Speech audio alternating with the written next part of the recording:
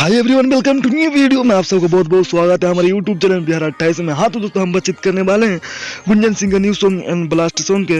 हाँ तो दोस्तों, हमारे वीडियो को लास्ट तक देखते रहे और बहुत ही कुछ जानकारी देने वाला हूँ इस वीडियो में। तो हमारे वीडियो को लास्ट तक देखते रहे और बहुत ही शानदार एंड ब्लास्ट सॉन्ग है गुंजन सिंह का।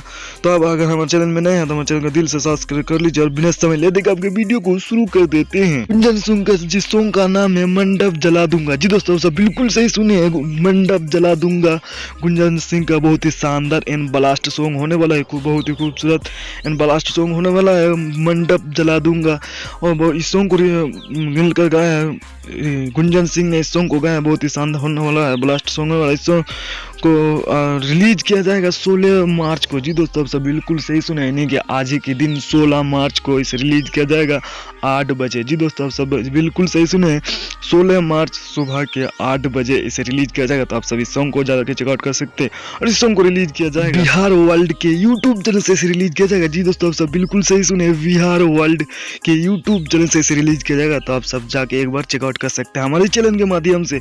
बहुत ही प्यारा एंड शानदार सॉन्ग होने वाला है, मंडप जला दूंगा। इस सॉन्ग को मिलकर गाया है गुंजन सिंह और शिल्पी राज ने। जी दोस्तों, आप सब बहुत ही सही सुने, गुंजन सिंह और शिल्पी राज ने इस सॉन्ग को गाया है, मंडप जला दूंगा।